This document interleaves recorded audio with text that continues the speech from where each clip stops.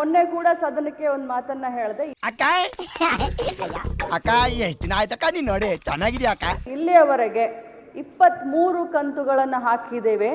46,000 ರೂಪಾಯಿಗಳು ಒಬ್ಬೊಬ್ಬ ಮನೆಯ ಯಜಮಾನಿಗೆ 1,26,00,000 ಮನೆಯ ಯಜಮಾನಿಗಳ ಕುಟುಂಬದ ಯಜಮಾನಿಗಳಿಗೆ ಸಿಕ್ಕಿದೆ ಅಂತ ಮೊನ್ನೆ ಕೂಡ ನಾನು ಹೇಳಿದ್ದೀನಿ. ನನ್ನ ಮೇಲೆ ಆಣೆ ಇಟ್ಟಳು. ಈ ಹೇಳುವಂತ ಸಂದರ್ಭದಲ್ಲಿ ಪದೇ ಪದೇ ಅವರು ಹೇಳ್ತಾ ಇದ್ರು ನನಗೆ ಫೆಬ್ರವರಿ ಮತ್ತು ಮಾರ್ಚ್ ಇದು ಬಂದಿಲ್ಲ ಅಂತ ಹೇಳ್ತಾ ಇದ್ರು ಸದಸ್ಯರು.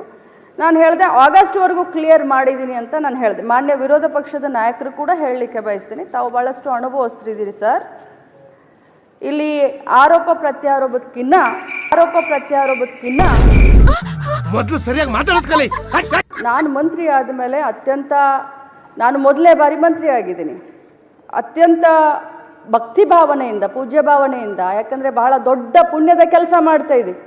ಗೃಹಲಕ್ಷ್ಮಿ ಯೋಜನೆ, ಮನೆಯಲ್ಲಿ ಯಾರು ನಮಗೆ ಗೃಹಲಕ್ಷ್ಮಿ ಅಂದ್ರೋ ಇಲ್ಲೋ ಗೊತ್ತಿಲ್ಲ, ಕರ್ನಾಟಕದ ಕಾಂಗ್ರೆಸ್ ಪಕ್ಷದ ಸರ್ಕಾರ ಮಹಿಳೆಯರಿಗೆ ಗೃಹಲಕ್ಷ್ಮಿಯನ್ನು ಕೊಡುವ ಯೋಜನೆ ಮುಖಾಂತರ ಅವ್ರಿಗೆ ಗೃಹಲಕ್ಷ್ಮಿ ಅಂತ ಅನ್ತಾ ಇದೆ. ಅವ್ರಿಗೆ ತಲುಪಿಸುವಂಥ ಕಾರ್ಯವನ್ನು ನಾವು ಮಾಡ್ತಾ ಇದ್ದೀವಿ. ಪದೇ ಪದೇ ಫೆಬ್ರವರಿ ಮಾರ್ಚನ್ನು ಕೇಳಿದಾಗ ನನ್ನ ಮಾಹಿತಿ ಪ್ರಕಾರ ಕೊಟ್ಟಿದ್ದೀವಿ ಅನ್ನೋದು ಒಂದಿತ್ತು. ಆದರೆ ಹೋಗಿ ನಾನು ಮತ್ತೆ ವಿಚಾರಣೆ ಮಾಡಿದಾಗ ಫೆಬ್ರವರಿ ಮಾರ್ಚು ಇನ್ನೂ ಹಾಕೆಲ್ಲ ಸ್ವಲ್ಪ ಹೆಚ್ಚು ಕಡಿಮೆ ಆಗಿ ಅನ್ನುವಂಥ ಮಾಹಿತಿ ನನಗೆ ಬಂತು.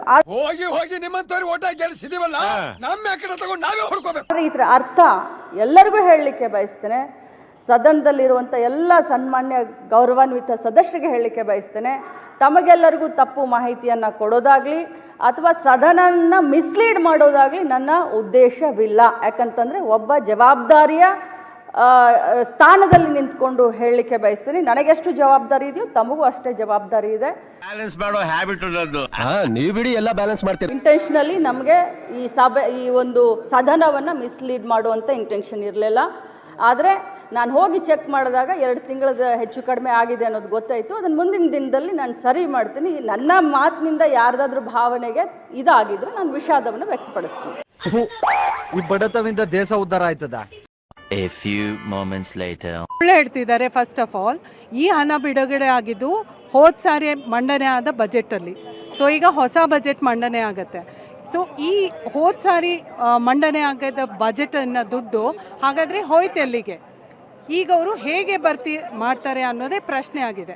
ಅವರು 5,000 ಕೋಟಿ ರೂಪಾಯಿಗಳು ಯಾವ ಅಕೌಂಟ್ಗೆ ಹೋಗಿದೆ, ಎಲ್ಲಿ ಯೂಟಿಲೈಸ್ ಆಗಿದೆ ಅಂತ ಯಾವ ಮಾಹಿತಿ ಕೂಡ ಇನ್ನೂ ಕೊಟ್ಟಿಲ್ಲ. ಬೇಕು ಅಂದ್ರಲ್ಲ, ರೆಡಿ ಮಾಡಿ ಇಟ್ಕೊಂಡಿದ್ದೀನಿ ಬ್ರದರ್. ಯಾವುದು ಎಲ್ಲ ನಿಜಾನೇ ಇದೆಯಲ್ಲ, ಎಲ್ಲ ಕೂಡ ಒಂದೇ ಇದು ಮೆಸೇಜನ್ನು ಕೊಡುತ್ತೆ. ಅಂದರೆ ನಮ್ಮ ರಾಜ್ಯದ ಮಹಿಳೆಯರಿಗೆ ಸೇರಬೇಕಾದ ದುಡ್ಡನ್ನು ಎಲ್ಲಿ ಮಿಸ್ಯೂಟಿಲೈಸ್ ಆಗಿದೆ ಅನ್ನೋದೇ ನಮ್ಮ ಪ್ರಶ್ನೆ ಆಗಿದೆ. ನಾವೀಗ ಹೋರಾಟ ಮಾಡ್ತಿರೋದು ಇಡೀ ರಾಜ್ಯದ ಮಹಿಳೆಯರ ಪರವಾಗಿ. ಅಂದರೆ ಇವರೇನು ಹೇಳ್ತಿದಾರಲ್ಲ, ಈಗ ವಿಕ್ಟಿಮ್ ಕಾರ್ಡ್ ಪ್ಲೇ ಮಾಡ್ತಿದ್ದಾರೆ, ವುಮೆನ್ ಕಾರ್ಡ್. ನಾನು ಮಹಿಳೆ ಅನ್ನೋ ಕಾರಣಕ್ಕೆ ನೀವೆಲ್ಲ ಹೀಗೆ ನನ್ನ ನಡೆಸ್ಕೊತಿದ್ದೀರಾ ಅಂತ. ಸೊ ನಾವು ಇಡೀ ರಾಜ್ಯದ ಮಹಿಳೆಯರ ಧ್ವನಿಯಾಗಿ ಇವತ್ತು ನಾವು ನಮ್ಮ ನಾಯಕರು ಕೇಳ್ತಾ ಇರೋದು ಇಷ್ಟೇ. ನಿಮ್ಮನ್ನ ಹೇಳ್ಕೊಂಡು ಹೋಗಿ ಏರೋಪ್ಲೇನ್ ಎತ್ತೇನೆ, ನೋಡ್ತಾ ನಿಂತೀರಾ, ಹಾಕೋ ಒಳಗೆ 5,000 ಕೋಟಿ ನಮ್ಮ ರಾಜ್ಯದ ಅಬಲೆ ಮಹಿಳೆಯರಿಗೆ ಸೇರ್ಬೇಕಾದ ದುಡ್ಡನ್ನ ಅಕ್ಕ ನೀವು ಎಲ್ಲಿ ಯುಟಿಲೈಸ್ ಮಾಡಿದ್ದೀರಾ ಹೇಳಿ. ಇಲ್ಲ ನಿಜವಾಗ್ಲೂ ನಿಮಗೆ ಮಾಹಿತಿ ಇಲ್ಲ ಅಂತಂದ್ರೆ ದಯವಿಟ್ಟು ಅದನ್ನ ಅತಿ ಶೀಘ್ರದಲ್ಲಿ ಅವರ ಅಕೌಂಟ್ಗಳಿಗೆ ಜಮಾ ಮಾಡುವ ಕೆಲಸವನ್ನಾದ್ರೂ ಮಾಡಿ. ಜನ ನಿಮ್ಮನ್ನ ನಂಬಿ ವೋಟ್ ಹಾಕಿದ್ದಾರೆ. ಈಗ ನೀವು ನಾನೇ ಮಹಿಳೆ ಅಂತ ಈ ಒಂದು ಸ್ಟೇಟ್ಮೆಂಟ್ ಕೊಡ್ತಿದ್ದೀರಾ ಅಂತಂದ್ರೆ ಆ ಸ್ಥಾನಕ್ಕೆ ಇರುವ ಹಕ್ಕು ನಿಮ್ಗಿಲ್ಲ. ಅದಕ್ಕೆ ನೀವು ರಾಜೀನಾಮೆ ಕೊಡಬೇಕು. ಲೇಟ್ ಆಗಾದ್ರೂ ಬುದ್ಧಿ ಕಲ್ತ್ಕೊಂಡ್ರಲ್ಲ ನನ್ನ ಮಕ್ಕಳ. ಡಿಫ್ರೆಂಟ್ ಭಿತ್ತಿ ಪತ್ರ ಅಲ್ಲವು ಹಕ್ಕಿಕತ್ತು. ನಮ್ಮ ಬೆಳಗಾವಿಯ ಸಚಿವೆ ಆಗಿರುವಂಥ ಲಕ್ಷ್ಮೀ ಹೆಬ್ಬಾಳ್ಕರ್ ಅವರು ಹೋದ ಸತಿ ಸದನ ನಡೆದಾಗ ಒಂದು ರೀತಿಯ ಅವಾಂತರವನ್ನು ಮಾಡಿದ್ರು, ಈ ರೀತಿ ಇನ್ನೊಂದು ಥರ ಮಾಡಿರುವಂಥದ್ದು.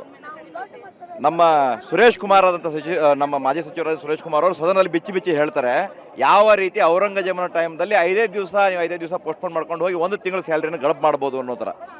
ಏನಿಲ್ಲ ಶಿಷ್ಯ, ಬೆಳಿಗ್ಗೆನೆ ತಲೆಗುಳ ಬಿಡ್ತಾ ಇದೆಯಲ್ಲೋ. ಅದೇ ರೀತಿ ಭಾಳ ಚೆಂದಾಗಿ ಜನವರಿ ಆದಮೇಲೆ ಡೈರೆಕ್ಟ್ ಏಪ್ರಿಲ್ ಬರ್ತದೆ, ಮೇ ಬರ್ತದೆ, ಫೆಬ್ರವರಿ ಮಾರ್ಚ್ ಎಲ್ಲೋಯ್ತು. ನೀವು ಸರ್ಕಾರದಿಂದ ಜನರಿಗೆ ಗ್ಯಾರಂಟಿಗಳನ್ನು ಲಾಗು ಮಾಡ್ತೀನಿ ಅಂತ ಆಶ್ವಾಸನೆ ಕೊಟ್ರಿ. ಗ್ಯಾರಂಟಿಗಳ ಹೆಸರ ಮೇಲೇ ನಿಮ್ಮ ಸರ್ಕಾರವನ್ನು ಸ್ಥಾಪನೆ ಮಾಡಿದ್ರಿ. ಆ 2000 ಭರವಸೆಯಲ್ಲಿ ಇವತ್ತು ನಾಡಿನ ಹೆಣ್ಣು ಮಕ್ಕಳು ಬದುಕ್ತಿರುವಂಥದ್ದು. ತಪ್ಪು ನಿಂದಲ್ಲ ಕಣ, ನೀನ್ ಕೊಡೋ ಟಪಾಸ್ ಐಡಿಯಾಗಳನ್ನ ಕೇಳ್ತಾ ಬಂದಲ್ಲ, ತಪ್ಪು ನಂದು. ವರ್ಷಕ್ಕೆ ತಿಂಗಳಿಗೆ ಸುಮಾರು 2,500 ಕೋಟಿಯಷ್ಟು ಆಗುವಂಥ ಗೃಹಲಕ್ಷ್ಮಿಯನ್ನ 2 ತಿಂಗಳು ನೀವು ಗಡಬ್ ಮಾಡಿದಾಗ ಟೋಟಲ್ 5,000 ಕೋಟಿ ರೂಪಾಯಿ. ಅದು ಯಾರಿಗೂ ಕಣ್ಣಿಗೆ ಕಾಣಂಗಿಲ್ಲ, ಅದನ್ನ ಸ್ಕಿಪ್ ಮಾಡಿ ನಾವು ಮುಂದಿನ ತಿಂಗಳು ಕೊಡ್ಬೋದು ಅನ್ನುವಂತಹ ಒಂದು ಆಲೋಚನೆಯಲ್ಲಿ ಹೋಗ್ತಿರುವಂತಹ ಕಾಂಗ್ರೆಸ್ ಸರ್ಕಾರವನ್ನು ನಮ್ಮ ಶಾಸಕರಾದಂತಹ ಮಹೇಶ್ ತೆಂಗಿನಕಾಯಿ ಅವರು ಭಾಳ ಚೆನ್ನಾಗಿ ಸದನದಲ್ಲಿ ಹೇಳಿದ್ರು. ಈಗಲೇ ಊರ್ನೆಲ್ಲ ಉರಿದು ಉಪ್ಪಿನಕಾಯಿ ಹಾಕ್ತವನೆ. ಆ ವಿಷಯವನ್ನು ಇಟ್ಕೊಂಡು ಇವತ್ತು ನಾಡಿನ ಎಲ್ಲ ಗೃಹಿಣಿಯರು, ಮಹಿಳೆಯರು ಜಾಗೃತರಾಗಿರುವಂಥದ್ದು. ನಾವು ಆಗ್ರಹ ಮಾಡ್ತಿರೋದಿದೆ, ನೀವು ಕಾಂಗ್ರೆಸ್ ಇವತ್ತೊಂದು ಲೋಪ ನಮ್ಮ ಕಣ್ಣಿಗೆ ಕಂಡಿದೆ. ಇಡೀ ಕಾಂಗ್ರೆಸ್ ಸರ್ಕಾರದಲ್ಲಿ ನಡೀತಿರೋ ಕರ್ಮಕಾಂಡಗಳು ಎಷ್ಟು ಸಾವಿರ ಕೋಟಿಯನ್ನು ನೀವು ತಿಂದಿದ್ದೀರಿ. ಗ್ಯಾರಂಟಿ ಹೆಸರಿನಲ್ಲಿ ಜನರನ್ನ ಯಾವ ರೀತಿ ಲೂಟಿ ಮಾಡ್ತಾ ಇದ್ದೀರಿ. ನಿಮ್ದಿನ್ನು KSRTC ಹಗರಣ ಹೊರಗೆ ಬರ್ಬೇಕಿನ್ನು. ಆ್ಯಕ್ಚುಲಿ ಈ ಸಿಚುವೇಶನ್ ನೋಡ್ತಾ ಇದ್ರೆ ಹುಲಿ ಬೋನಿಗೆ ಸೇರಿಕೊಳ್ಳೋದು ಬೆಟರ್. ನೀವು ಏನು ಉಚಿತ ಮಹಿಳಾ ಪಾಸ್ ಮಾಡ್ತಿದ್ರಿ, ಅದ್ರಲ್ಲಿ ಹೆಂಗ್ ಡುಪ್ಲಿಕೇಟ್ ಬಿಲ್ಗಳು ಹರಿತಾ ಇದ್ರಿ ಅನ್ನೋದೆಲ್ಲ ಕೂಡ ಕಾಣಬೇಕು. ಯಾವ್ಯಾವ ರೀತಿ ನೀವು ಯುವ ನಿಧಿ ಕೊಡ್ತೀನಿ ಅಂತೇಳಿ ಯುವಕರನ್ನ ಮೂಲೆ ಕೊಡಿಸಿದಿರಿ. ಈ ಹೆಸರಿನಲ್ಲಿ ಎಷ್ಟು ಅಕ್ರಮಗಳು ಆಗ್ತಾ ಇದ್ದಾವೆ ಅಂದರೆ ಇಡೀ ಕಾಂಗ್ರೆಸ್ ಸರ್ಕಾರ ಬ್ರಹ್ಮಾಂಡ ಭ್ರಷ್ಟಾಚಾರದಲ್ಲಿ ಕರ್ನಾಟಕದಲ್ಲಿ ಮುಳಿದು ಹೋಗಿರುವಂತಹ ಒಂದು ಪರಿಸ್ಥಿತಿಯನ್ನು ನಾಡಿನ ಜನ 2.5 ವರ್ಷಕ್ಕೆ ಎಳೆಯಾಗಿ ಬಿಡಿಸಿ ನೋಡ್ತಿರುವಂಥದ್ದು. ವಿರೋಧ ಪಕ್ಷವಾಗಿ ನಾವು ಆ ಕೆಲಸವನ್ನು ಬಿಡಿಸಿ ತೋರಿಸುವಂಥ ಕೆಲಸವನ್ನು ಮಾಡ್ತಾ ಇದ್ದೇವೆ.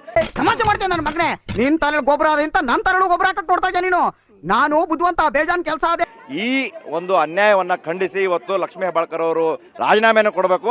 ಮತ್ತೆ ಸದನದಲ್ಲಿ ನೀವು ಹೇಳಕ್ಕೆ ಒಪ್ಕೊಂಡಿದ್ರಿ ಏನಂತೇಳಿ, ನಾವು ಎಲ್ಲ ಹಣವನ್ನು ಮುಟ್ಟಿಸಿದ್ವಿ, ಎಲ್ಲ ನಿಮ್ಗೆ ತಲುಪಿತ್ತು ಅಂತ ಹೇಳಿ. ಆದರೆ ಯಾವಾಗ ನಿಮ್ಮನ್ನ ಕೂಲಂಕುಷವಾಗಿ ಪರಿಶೀಲನೆ ಮಾಡಿ ಆ ತಿಂಗಳುಗಳದ್ದೇ ಬಂದಿಲ್ಲ ಅಂತ ಕೇಳಿದಾಗ ನೀವು ಸದನದಲ್ಲಿ ಬಂದು ಮೊದಲು ವಿಷಾದ ವ್ಯಕ್ತಪಡಿಸ್ತೀರಿ, ಆಮೇಲೆ ಕ್ಷಮೆಯನ್ನು ಹೇಳ್ತೀರಿ. ಟೆಸ್ಟ್ ಮಾಡ್ತಾ ಇದೀಯಾ? ಆದರೆ ಅಕಸ್ಮಾತ್ ಇದು ಬೆಳಕಿ ಬರದೇ ಹೋಗಿದ್ರೆ ಮುಂದಿನ ದಿನಗಳಲ್ಲೂ ಎಷ್ಟು ಈ ರೀತಿಯ ಬ್ರಹ್ಮಾಂಡ ಭ್ರಷ್ಟಾಚಾರಗಳು ಆಗ್ತಿತ್ತು, ಎಷ್ಟು ನಾಡಿನ ಜನಕ್ಕೆ ಅನ್ಯಾಯ ಆಗ್ತಿತ್ತು ಅನ್ನೋದನ್ನ ಭಾರತೀಯ ಜನತಾ ಪಾರ್ಟಿ ಒಂದು ವಿರೋಧ ಪಕ್ಷವಾಗಿ ನಾಡಿನ ಗೃಹಿಣಿಗೆ ತೋರಿಸುವಂಥ ಕೆಲಸವನ್ನು ಮಾಡ್ತಾ ಇದೆ. ಆ ನಿಟ್ಟಿನಲ್ಲಿ ನಾವು ಅವರ ರಾಜೀನಾಮೆಯನ್ನು ಕೂಡ ಆಗ್ರಹ ಮಾಡ್ತೇವೆ. ಎಲ್ಲ ಗೃಹಿಣಿಯರಿಗೆ ಅವರು ಮೋಸ ಮಾಡ್ತಾ ಇದ್ದಾರೆ. ಗೃಹಲಕ್ಷ್ಮಿ ದುಡ್ಡ ಹಾಕಿದ್ದೇನೆ ಅಂತ ಸುಳ್ಳು ಅವ್ರು ಕಲಾಪದಲ್ಲಿ ಹೇಳ್ತಾರೆ. ಅದು ರಿಕ್ಕ ಹಚ್ಚಿ ಕೇಳಿದಾಗ ಅಧಿಕಾರಿಯನ್ನು ಕೇಳಿ ಹೇಳ್ತೇನೆ ಅಂತಾರೆ. ಫೆಬ್ರವರಿ ಮಾರ್ಚ್ ಹಣ 5,000 ಕೋಟಿ ಹಣ ಎಲ್ಲಿ ಹೋಯ್ತು? ಸರ್ಕಾರದವ್ರಿಗೆ ಕಣ್ಣು ಕಾಣಿಸ್ತಿಲ್ಲ, ಕಿವಿನೂ ಕೇಳಿಸ್ತಿಲ್ಲ ಕಣೋ. ಅದು ಕೇಳಿದಾಗ ಕಲಾಪದಲ್ಲಿ ಮತ್ತೆ ಡಿಫ್ರೆಂಟ್ ಥರ ಅವರು ಹೇಳಿಕೆ ಕೊಡ್ತಾರೆ. ಇಲ್ಲ ಒಂದು ಮಹಿಳೆ ಅಂತ ಇಷ್ಟು ಜೋರಾಗಿ ಕೇಳ್ತಾರೆ, ಒಂದು ಮಹಿಳೆ ಅಂತ ಹಿಂಗೆ ಮಾಡ್ತಾರಂತ ಹೇಳ್ತಾರೆ. ಮಹಿಳೆ ಅಂತ ಮಾಡಲಿಕ್ಕೆ ಲೆಕ್ಕ ಕೊಡ್ಬೇಕಾದ್ರೆ ಮಹಿಳೆ ಬೇರೆ ಪುರುಷ ಬೇರೆನಾ? ಆಯ್ತು ಬಿಡೋಣ, ನಂದು ಒಂದ್ ಜನ್ಮ. ಲೆಕ್ಕ ಕೊಡ್ಲೇಬೇಕಲ್ಲ. ಅಲ್ಲ ಅವರು ಸಚಿವೆ ಆಗ್ಬೇಕಾದ್ರೆ ಮಹಿಳೆ ಅಂತ ಅವ್ರಿಗೆ ಗೊತ್ತಿರ್ಲಿಲ್ವಾ? ಈಗ ಸಚಿವೆ ಆಗ್ಬೇಕಾದ್ರೆ ಅವ್ರಿಗೆ ಗೊತ್ತಾಗ್ಲಿಲ್ವಾ ಆಗಾಗ ಮಹಿಳೆ ಅಂತ? ಇದು ಆಕ್ಚುಲಿ ಚೆನ್ನಾಗಿರೋದು. ಈಗ ಲೆಕ್ಕ ಕೇಳ ಮಹಿಳೆ ಅಂತ ಹೇಳಿ ಕಲಾಪದಲ್ಲಿ ಒಂದು ಬೇರೆ ಥರ ನಾವು ಅವ್ರು ಮಾಡ್ಲಿಕ್ಕೆ ನೋಡ್ತಾರೆ. ಇವಾಗ ನಾವು ಅವ್ರಿಗೆ ಒತ್ತಾಯ ಮಾಡುವುದೇನಂದ್ರೆ 5,000 ಕೋಟಿ ಹಣ ಎಲ್ಲಿ ಹೋಯ್ತು? ಕರೆದು ರಾಜ್ಯಾದ್ಯಂತ ಇವ್ರನ್ನ ಬಹಿಷ್ಕಾರ ಮಾಡ್ಬೇಕಾಗಿದೆ ನಾವು. ಬಹಿಷ್ಕಾರ ಮಾಡುವಂತೆ ತಕ್ಷಣ ಅದನ್ನು ಹಣ ಎಲ್ಲಿ ಹೋಯ್ತು ಅಂತ ಹೇಳಬೇಕು. ಮತ್ತು ತಕ್ಷಣ ರಾಜೀನಾಮೆ ಕೊಡಬೇಕು. ಇವತ್ತಿನ ಈ ಹೋರಾಟ ಸಾಂಕೇತಿಕ ಹೋರಾಟ. ಈಗಾಗಲೇ ಅವ್ರು ರಾಜೀನಾಮೆ ಕೊಡಲಿಲ್ಲ, ಆ ಲೆಕ್ಕ ಕೊಡಲಿಲ್ಲ. ದೊಡ್ಡ ಮಟ್ಟದಲ್ಲಿ ಹೋರಾಟವನ್ನು ಬರೋ ದಿವಸದಲ್ಲಿ ನಾವೇ ಹಮ್ಕೋತೇವೆ. ಬಡವ ನೊಂದಿದ್ದೇನೆ. ನನಗಿದ್ರ ಒಂಥರ ಸಂತೋಷ.